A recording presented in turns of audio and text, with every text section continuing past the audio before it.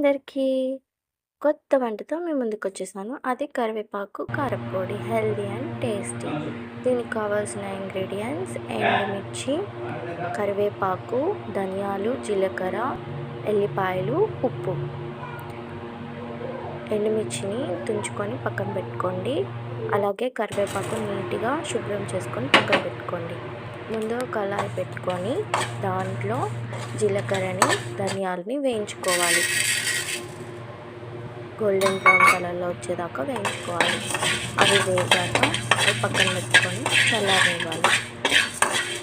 అదే ప్యాన్లో కొంచెం ఆయిల్ పోసుకొని ఎండుమిర్చిని వేయించుకోవాలి. ఎండుమిర్చి ఆయిల్ లేకుండా చాలా ఘాటునిస్తుంది. సో ఆయిల్ కంపల్సరీ వేసి వేయించుకోవాలి. ఇవి కూడా గోల్డెన్ బ్రౌన్ కలర్లో వచ్చేంత వరకు వేయించుకోవాలి. ఇలా నేను చూపించినట్టుగా కలుపుతూ వేయించుకుంటూ ఉండాలి, లేకపోతే కింద మాడిపోతుంది. ఇదే కిందలో కరివేపాకును కూడా వేయించుకోవాలి. కరివేపాకు కూడా గోల్డెన్ బ్రౌన్ కలర్లో వచ్చేంత వరకు వేయించుకుంటూ ఉండాలి. కలుపుకుంటూ వేయించుకుంటూ ఉండాలి. ఇప్పుడు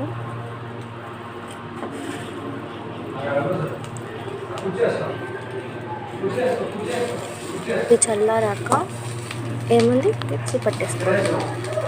ముందుగా ఈ ఎండుమిర్చిని మిక్సీ జార్లో వేసుకొని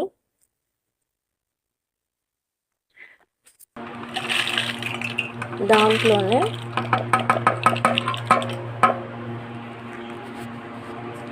జీలకర్ర, ధనియాలు వేసుకోవాలి. అలాగే ఉప్పు కూడా వేసుకోవాలి. వేసుకొని గ్రైండ్ చేసుకోవాలి. ఇప్పుడు నేను చూపించినట్టుగా ఇలా ఉండాలి. ఇలా అయ్యేంతవరకు గ్రైండ్ చేసుకోవాలి. ఇది ఇలానే తినేయచ్చు, చాలా టేస్టీగా ఉంటుంది. అండ్ ఇప్పుడు ఎల్లిపాయలు వేసుకొని గ్రైండ్ చేసుకోవాలి. అబ్బా, ఎల్లిపాయలు వేసాక వచ్చింది స్మెల్, ఓ మై గాడ్, ఇలానే తినేయాలనిపిస్తుంది ఎవరికైనా. సో ఇప్పుడు మనం కరివేపాకు కారప్పొడి కాబట్టి ఇప్పుడు కరివేపాకు కూడా గ్రైండ్ చేసుకోవాలి.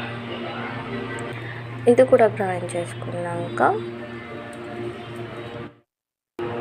ఇక నేను చూపించినట్టుగా చూడండి ఎంత బాగుందో. ఇలా ఇంత గ్రైండ్ అయ్యే వరకు గ్రైండ్ చేసుకోవాలి. నమ్మరు, సూపర్గా ఉంటుంది. తప్పకుండా ట్రై చేయండి. And easy.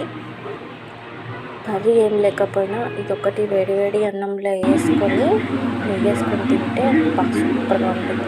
విత్ ఆమ్లెట్తో మీకోసమని నేను తిని చూపిస్తాను. నెయ్యి విత్ ఆమ్లెట్, కారప్పొడి, నిజంగా సూపర్ అంటే నిజంగా సూపర్ అంటే సూపర్. తప్పకుండా ట్రై చేయండి. ఎంత ఈజీది, మీరు తప్పకుండా ట్రై చేస్తారనుకుంటున్నాను. అలాగే మా ఛానల్ని లైక్ చేసి సబ్స్క్రైబ్ చేయండి. అండ్ మీరు ట్రై చేస్తే కామెంట్ కూడా చేయండి. ఓకేనా? Bye bye.